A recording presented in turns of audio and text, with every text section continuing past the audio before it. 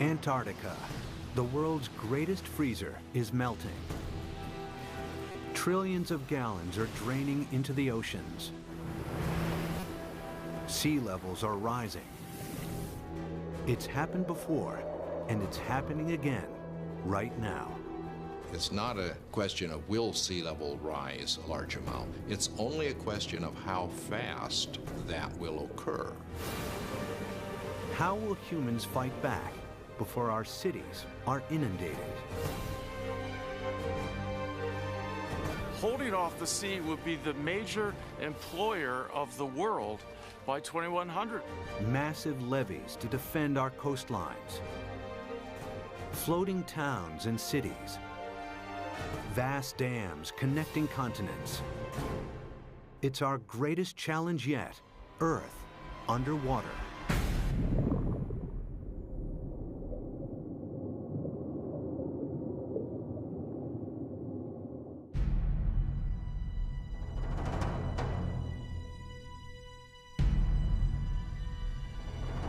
This is New York in the 24th century. Sea levels have risen by 120 feet. Manhattan is flooded. What could cause such a terrifying scenario?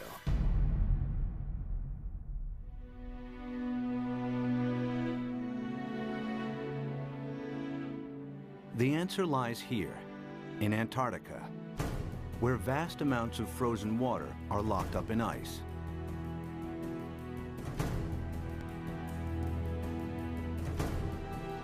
Some of Antarctica's ice sheets are more than 2 miles thick. If melted, this ice would dramatically raise sea levels. And the melting has already started. Taxi checks complete.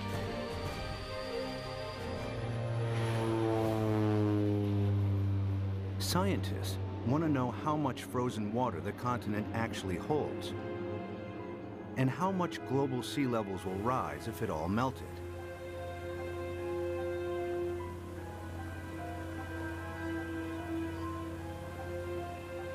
Specially equipped aircraft send radar beams deep into the ice, which reflect off the bedrock and measure the depth of the ice sheet.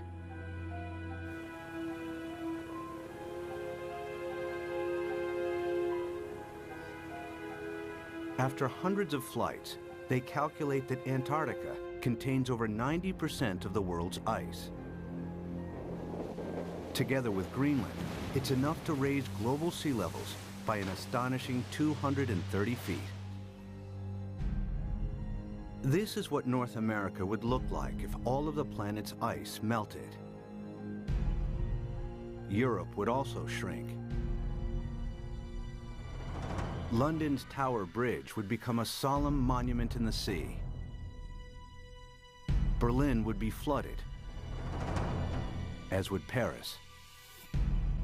But how likely is such a scenario? Is sea level rise reality or myth?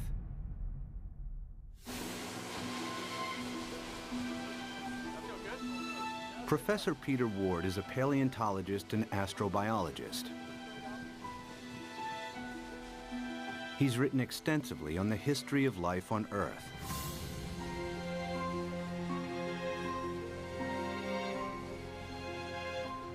Today, Ward wants to know what would happen to our planet if sea levels rise foot by foot. Somebody give me a zip here. The journey begins in the Florida Keys, a chain of islands south of Miami.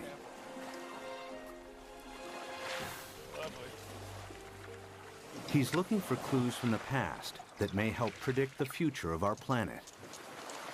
All right, guys, you want to go swimming? You ready?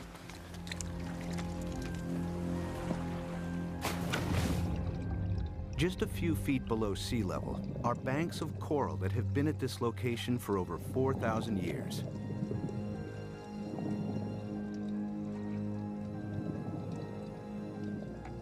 During this period, sea levels have been stable, not just in Florida, but around the world.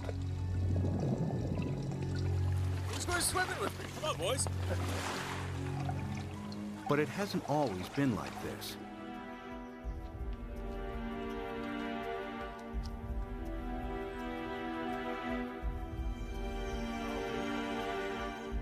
A few hundred yards from shore, Peter visits an abandoned quarry that reveals startling evidence from the past. Oh yeah, beauty. Nice. Look at this dude. Sitting right in growth position, grew straight up. Very nice. I came here at a very young 23 years of age. Our professor brought us to this quarry and said, this is a perfect reef, and it is. Look at this big coral sitting right in place. This is how corals grow straight up. And not very far offshore from us, we have these same corals living in place. And these things have to live in at least 10 feet of water. So we're sitting here. There's not been any volcanism. Nothing has lifted Florida up. How could you get this coral this high up in the air now, unless you had sea level, at least another 10 feet above this? It was the first indication to me that sea level, which I knew had gone down and come up, but I had never thought that it could be higher than it is now. If history repeats itself, our coastal cities would be inundated. Sea level rise is not a myth. It could happen again, just as it's happened before.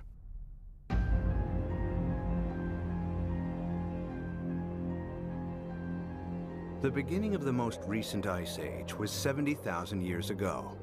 The ice sheets expanded, the planet's landmass grew, and sea levels fell. Then temperatures rose again. The ice receded. Sea levels climbed and eventually settled at today's coastlines. But global temperatures are on the rise again. This time from humans burning huge amounts of fossil fuels. They produce CO2 and other greenhouse gases that heat up our atmosphere. Whenever global temperatures rise, sea levels follow. We have emitted so much carbon dioxide that the amount of carbon dioxide in our atmosphere has increased by about 1/3 in the last 100 years, and it is now higher than any time since at least 1 million years. We expect about 3, 4, even 5 degrees centigrade warming in this century. The warmer it gets, the faster the sea level rises. That means sea level rise will get faster and faster as we heat up the planet more. Of course, predicting future sea level rise is difficult, as the planet has never before experienced the dramatic increase in CO2 of the last 100 years. But Professor Rahmstorf's climate model predicts a maximum 6-foot sea level rise this century as higher temperatures kick in.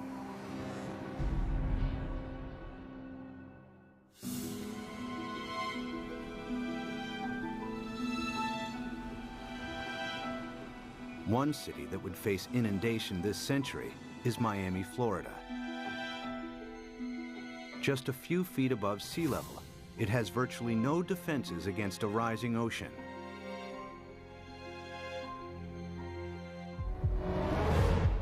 After 1 foot of sea level rise, these beaches would be regularly flooded at high tide. After 2 feet, many roads would be submerged. After 3 feet, if a hurricane strikes, the surging water would overcome sea defenses and cause flooding deep inland.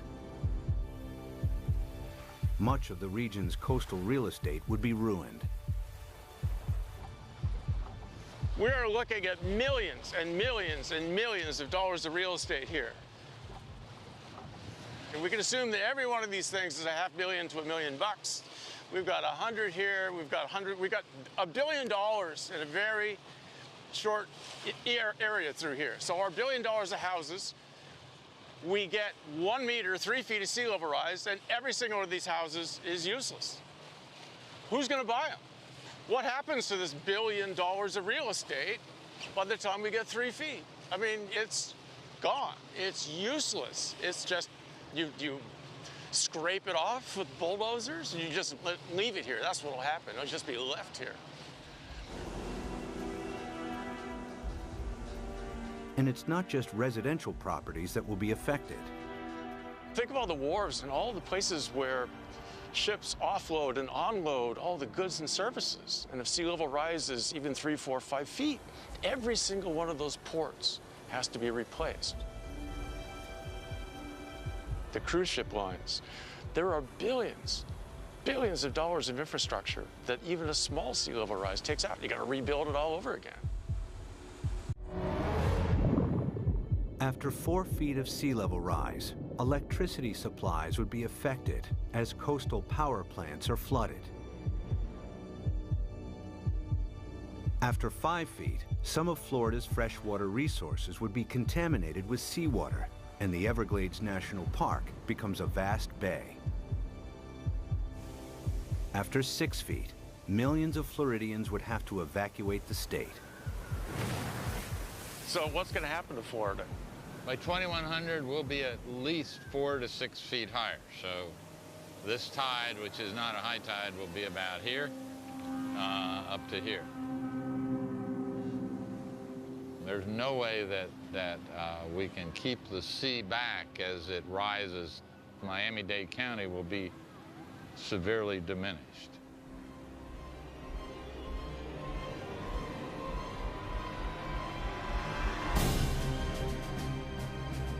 By 2100, after 6 feet of sea level rise, Miami would look like this. There's no way to prepare for this. You can't put levees around the kind of sea level rises we're in for. We're a city that's only a little over 100 years old. We became a town, an incorporated town in 1896, so we're not that old. But we may not make it for the next 100 years. The only way to prevent Miami from flooding would be to construct a vastly expensive system of levees surrounding the city. It would be a major engineering challenge, as Miami is built on porous ground that allows seawater to seep through. Alternatively, if Miami was flooded, the city would eventually have to be abandoned. There are cities you can save and cities that you can't save, and the choices will be based on, can we dike it off, can we put it off, or is this too expensive, not worth the price, not worth the effort. One city determined to defend itself against the sea is New Orleans, Louisiana. During Hurricane Katrina in 2005, large parts of New Orleans were flooded after a storm surge raised sea levels by 20 feet. The city lies several feet below sea level. Its antiquated locks and levees weren't strong enough to hold back the rising sea. As the storm pushed the Gulf's surging waters into Lake Borgne and onwards into the city's canals, New Orleans' sea defenses broke in 50 places. We had some levee and flood wall failures in the hurricane system, and the combination of that overtopping of the levees and the flood walls that failed caused massive flooding throughout the city. About 80% of the city of New Orleans was flooded following Hurricane Katrina.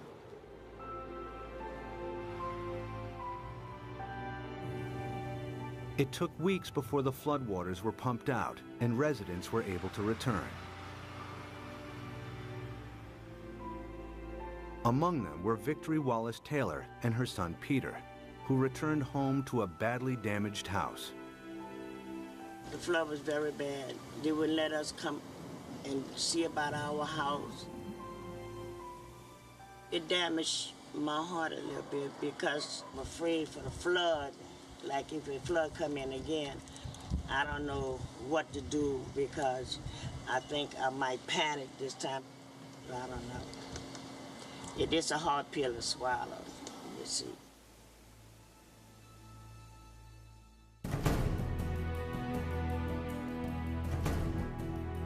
To prevent New Orleans from flooding again, the U.S. government is investing billions of dollars in the city's sea defenses. Along the riverbanks, the U.S. Army Corps of Engineers is strengthening New Orleans' levees and locks. Their work here provides future insight into the kinds of construction that may be needed to protect coastal cities around the world against rising sea levels. We learned a lot of key lessons, and some of the key lessons learned were incorporated into the designs for the Greater New Orleans Hurricane Storm Damage Risk Reduction System. And that system is a series of many different aspects. It has flood walls, it has pump stations, it has levees. There's the series that we call the multiple lines of defense. New Orleans defense takes a unique approach against the rising water by confronting the enemy itself. The flood surge that broke its sea defenses approached the city from Lake Borgne, a lagoon east of New Orleans. It's here where the U.S. Army Corps of Engineers is focusing its efforts. What we've done now is we moved the defense of the city out. We're about 12 miles from downtown, about 8 miles away from the 9th Ward, which is flooded. What we've done is we moved the protection from downtown, the heart of the city, left it in there, improved it. We've moved all the way out here, 8 miles out to the edge of Lake Borgne, where we now have this brand new structure which works as a primary line of defense. New Orleans is made up of the best topsoil from the United States that came down the Mississippi River and built up down here. However, back in graduate school, the whole idea was that the better it is to grow something on, the worse it is to build on. Well, this is the topsoil of the nation down here, so it's the worst possible stuff to build in. What you see behind me is the Hawken. It is a pile-driving crane brought in from Seattle, Washington, across the Pacific Ocean, down to the Panama Canal to New Orleans to build this particular gate and the barge gate. And what we've had to do is go down 60 feet through the newer material down to the old Pleistocene clay, and that is our basis. So the main wall itself goes down to minus 130 feet, and the batter piles that brace it are down to 190 feet. All tall buildings in New Orleans, the dome, everything is based upon piles. The new seawall also has to allow ships to pass through.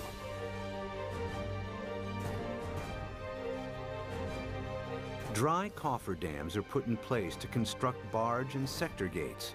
The concrete is poured, the dams are flooded, and the gates can be completed.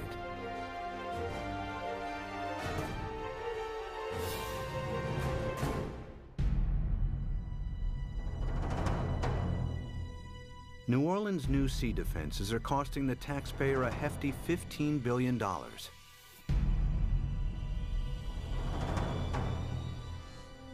But their design only accounts for storm surges that build from sea levels today.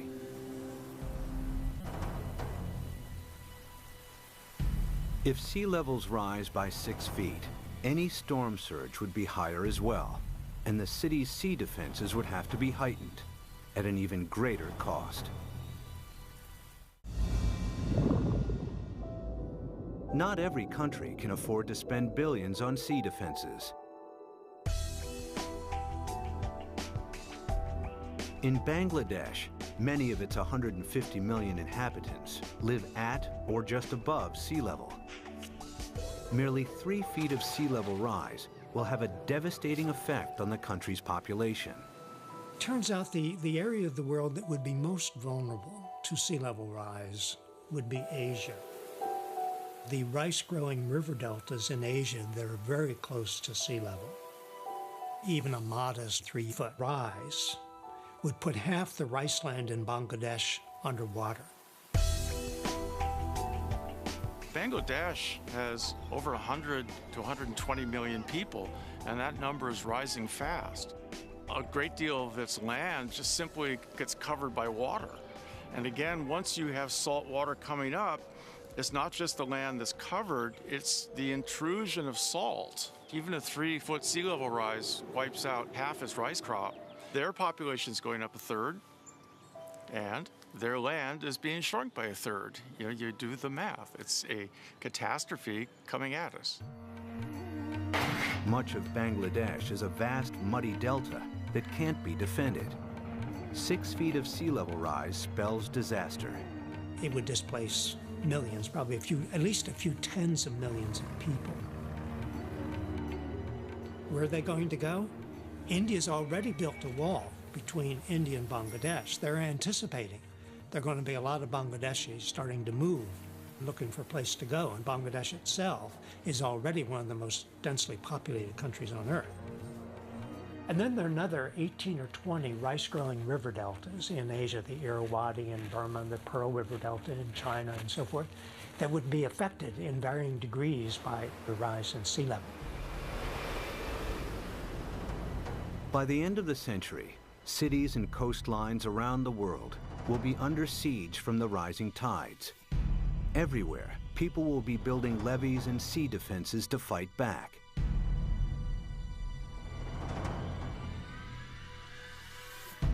But sea level rise won't stop at 6 feet. They're likely to rise at an even faster rate. As the predicted melt of Greenland and Antarctica accelerates, exposed cities may not have time to build new sea defenses. Clues about the speed of future sea level rise are found during the time of the last ice age. As global temperatures rose, the planet's ice sheets melted into the sea. Sea levels increased by a staggering 390 feet until they settled at today's levels. How fast did this happen? The answer may help predict how quickly sea levels could rise in the next century, and how much time we have to defend our coasts. Professor Rick Mortlock is one of the world's leading experts on past sea level rise. He and his team collect fossilized coral from the seabed. In the lab, they analyze and compare the exact depth and age of each sample. A clear picture emerges of how fast sea levels rose thousands of years ago. We have 2 pieces of fossil coral that was recovered from drill cores off of Barbados. So by dating these samples and knowing the depth at which they were retrieved, we can use that information to create a point-by-point reconstruction of sea level for the last 20,000 years. There's one particular sea level rise of interest. We call it Meltwater Pulse 1A. During that period of time, we believe sea level rose about 20 meters in 500 years, or about 4 to 5 meters per 100 years. If the same happens again, it would translate to as much as 16 feet of additional sea level rise in the next century. Factor in today's affairs, and the rise may be even faster. If we don't get emissions under control, the rate of sea level rise will keep accelerating. And so in the next century, it's not only that we get the additional 5 to 7 feet that we got the last century, that's going to happen, but we add on to that. So now we're looking by 2200, probably at least 15 feet above, and probably 20. By 2100, the cities will know that they are doomed. The coastal cities, anyway. If the oceans rose with accelerating speed, the planet's most exposed cities may not have time to build adequate sea defenses. Sea levels would rise by 16 feet per century. New Orleans could flood, followed by Miami. Miami's the worst off, and New Orleans, those are 2 cities that will have to be abandoned, I imagine. As southern Florida is lost to the sea, other coastal regions will also struggle to hold back the tides. Among them is the San Francisco Bay Area, with its 7.5 million people. The San Francisco Bay Area is particularly vulnerable to sea level rise because of our history. Although the bay is big, it's very shallow. 2/3 of it was less than 12 feet deep. So lots of it was filled and reclaimed. We're standing here on reclaimed land, and all of downtown San Francisco, the financial district, is on reclaimed land. We've already seen 7 inches of sea level rise in the bay over the past century. We know this because the longest continuously operating tide gauge in America is at the Golden Gate. So we have 154 years of data. We're just now beginning to realize with accelerated sea level rise, we're going to have to prepare and have a new plan for how we deal with it in the Bay Area. If sea levels rose by an additional 16 feet per century, hundreds of thousands of people would lose their homes in the Bay Area.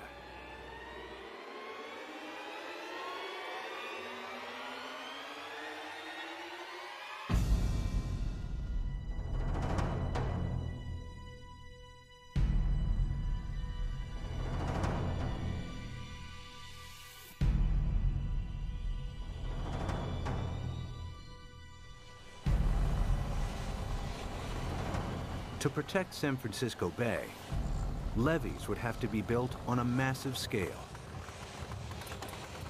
The silver lining is the engineering will create so many jobs.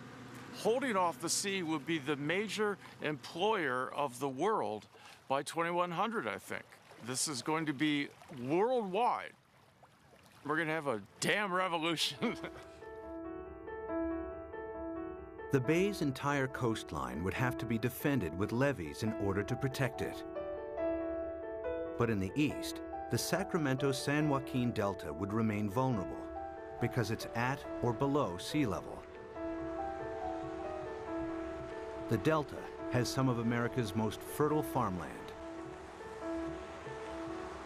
The most important part is food. It's unbelievable the proportion of human food that comes from land that is at sea level, not necessarily right next to the sea, but at an elevation that will be impacted by sea level rising. Sea level rises a little, all those fields next to it, even if they're not covered by the sea, are rendered useless for human crops by the sea. If the Delta and its farmland were lost to the sea, California's food supply would be in jeopardy. The Delta is also one of the main sources of fresh water on the American West Coast. This is the hub of California's water supply. 26 million people drink water that comes from this estuary. That's a huge number. 2/3 of the population of California gets water from this estuary. If you raise sea level even a foot, you know, which in our mind isn't all, as geologists, that doesn't seem like much, yeah, but that's common, yeah. If you raise sea level a foot, the work that we've done suggests that you will salt up this end of the Delta, even if the levees all stay together, even if they don't fail. If sea levels rise by 6 feet this century, local rivers will be contaminated with salt, and California's main fresh water supply will be lost. In the next century, after an additional 16 feet, the entire Delta will be claimed by the sea.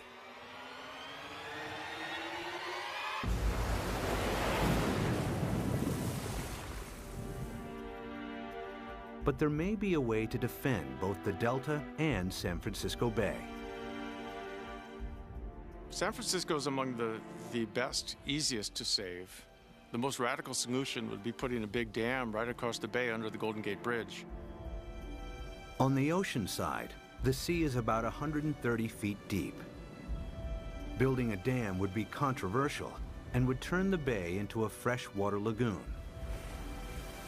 But at a time of intense sea level rise, some may consider this the best option.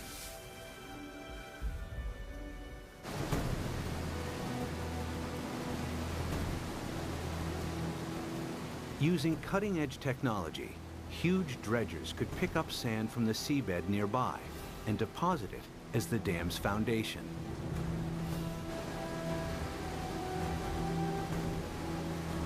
The dam's shallow incline would ensure maximum stability against earthquakes, breaking the power of the ocean waves with ease.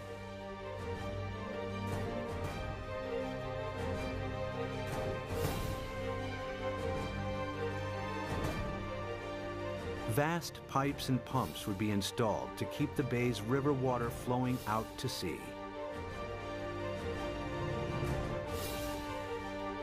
The Golden Gate Dam would cost $2.5 billion and could be heightened to deal with any sea level rise in the future. San Francisco and the Bay Area would be saved.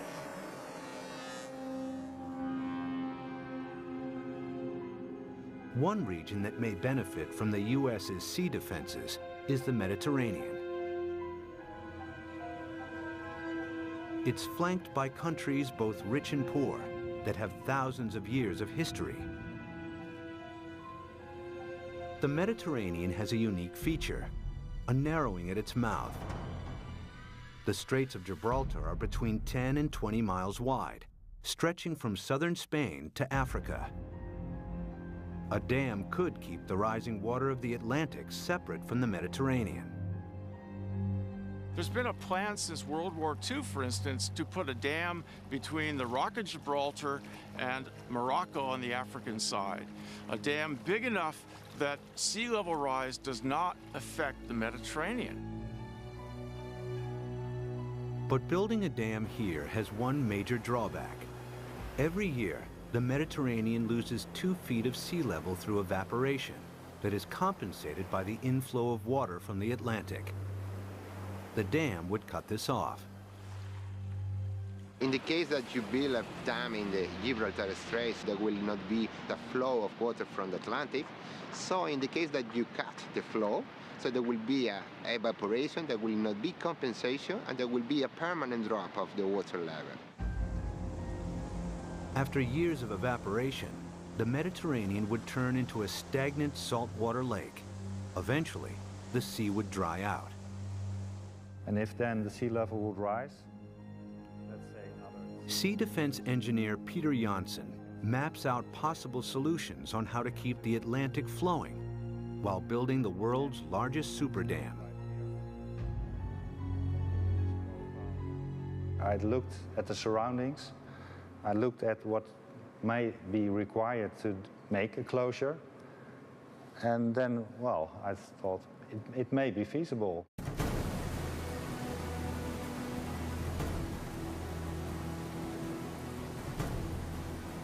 One of Janssen's solutions is to use the same building techniques applied to the Golden Gates.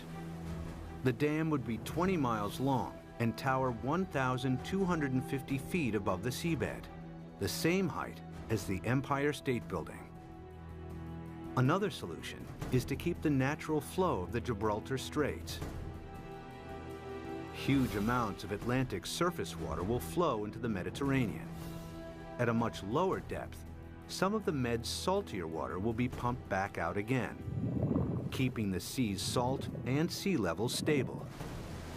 The world's greatest super dam would cost $275 billion. The total cost related to what may be the impact for all the cities around the Mediterranean, it seemed acceptable. It may be a solution. The Gibraltar Dam would be the world's largest man-made structure, using enough rock to build 1,000 Great Pyramids. Although the dam would cut off the migration of marine life between the Med and the Atlantic, it would save the entire Mediterranean coastline from flooding. It's certainly technologically possible. The old cradle of civilization becomes really the center of civilization. They would be the last coastal cities never affected by sea level rising.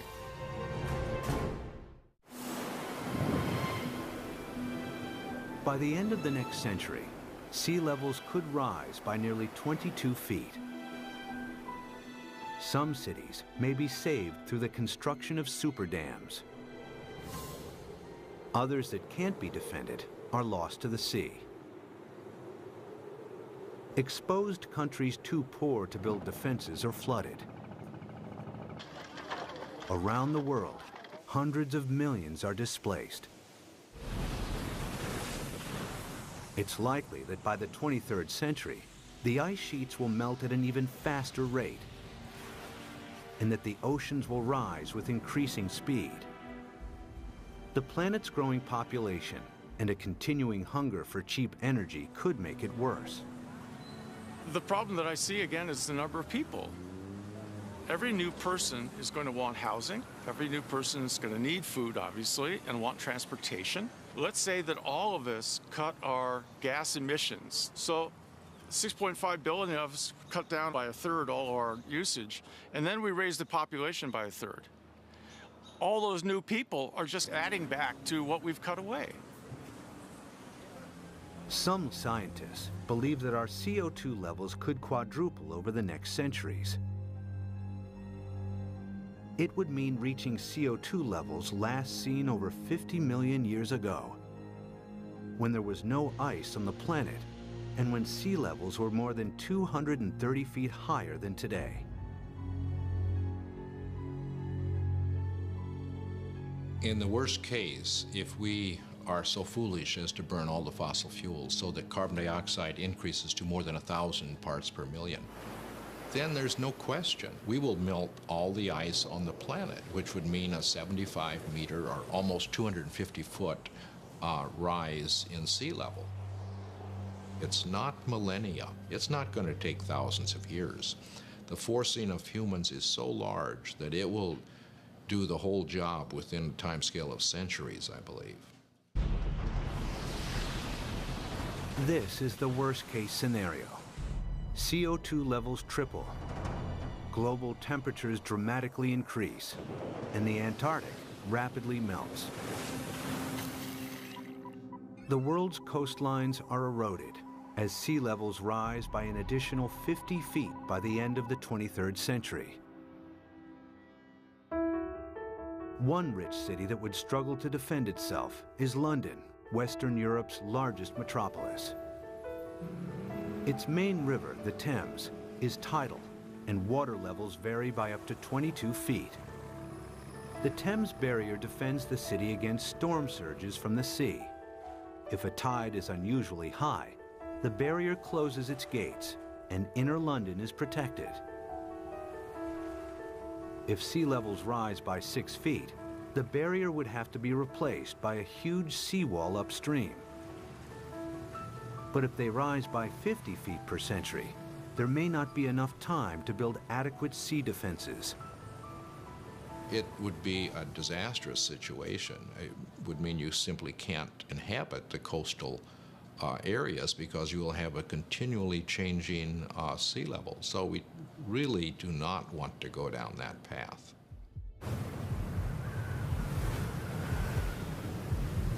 If CO2 continues to increase at a growing rate, 50 feet of sea level rise per century is a distinct possibility.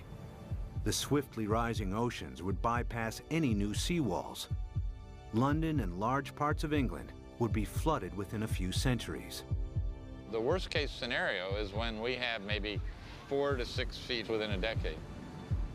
That's not the kind of thing where you sort of sell your houses and say it's going to be okay. But you're trying to get out of there without drowning. It's going to challenge the existence of civilization. One of London's most famous landmarks, the Tower Bridge, would become a somber outpost in the sea. I mean, there would be a degree of panic that we cannot imagine as each country tried to figure out how it somehow could survive. Rising oceans would seep underneath obsolete levees or breach areas where there wasn't the time or money to strengthen seawalls. The rapidly rising sea levels would soon overwhelm large parts of continental Europe. By the time all of the Antarctic's ice has melted, Denmark, the Netherlands, and large parts of northern Germany and France will be lost. Significant sea level rise may turn Berlin into a coastal town within centuries. Another 100 years, and the city would be lost to the sea. The rising sea would creep up the River Seine and find its way to Paris. With an elevation of 115 feet, the French capital would be vulnerable to sea level rise. After all of the planet's ice is melted, it will flood. The affluent countries would try to protect their borders against millions and millions who would be leaving the areas most severely affected. But the stresses associated with migration on this scale are unimaginable. The meltdown of the planet's ice sheets would completely transform our world. But even as our coasts are pushed back by the rising oceans, resourceful humans would try to adapt.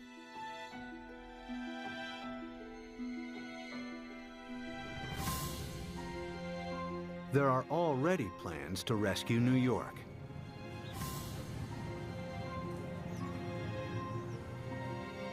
Manhattan Island is flanked by two fast-flowing tidal rivers. The entire city is directly exposed to the North Atlantic and extremely vulnerable to sea level rise.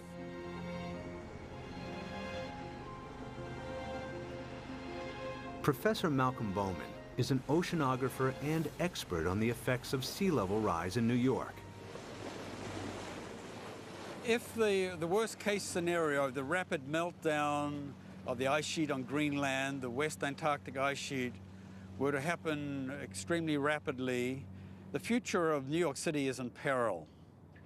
So the city has two options. One, either build massive defenses, or two, start evacuating the city and its population to higher ground. The flooding of New York's underground installations would only be the first in a series of catastrophic events.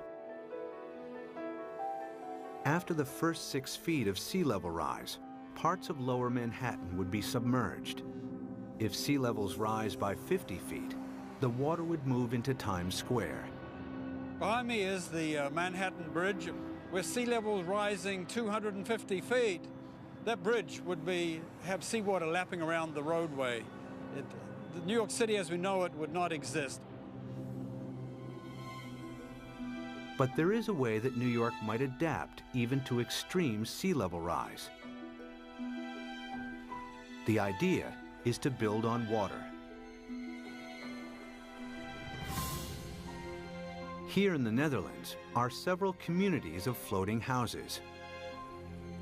Koen Olthuis is a visionary architect who believes these houses are the beginning of a new trend in design and construction. So what you will see is that people go and design floating apartment buildings and really floating structures like 200 by 200 meters with roads on top of it and with cars on top of it and houses. Such floating cities could be built with a new lightweight material that's like a concrete sponge. The beauty about floating cities is that you don't have to protect them from nature. They just go on with nature, they live with nature. And they will just go up and down with the water. Olthuis has designed a seawall to protect Manhattan, with floating districts attached to it. New York, we're going to build a new Wall Street around it, around Manhattan. So we can redesign the city around it, or even having floating leisure around it, floating agriculture. A floating New York is still in the concept stage. But one day, this may be the solution for hundreds of coastal cities facing inundation. The best silver lining of the whole thing to me is that it will require a united world. A world war against sea level will have to bring all of the squabbling governments to act together. The sea doesn't care what your national boundary is. It's an equal opportunity flooder. We will have to, as a planet, come at this in a united fashion. Whether it's the construction of massive seawalls or super dams, sea level rise will happen. The question is not if, but how fast and how much our oceans will rise. Much will depend on our own CO2 emissions. Humans will need all their ingenuity to meet the world's greatest challenge yet. when 7 p.m. feels like this, you must be watching the National Geographic.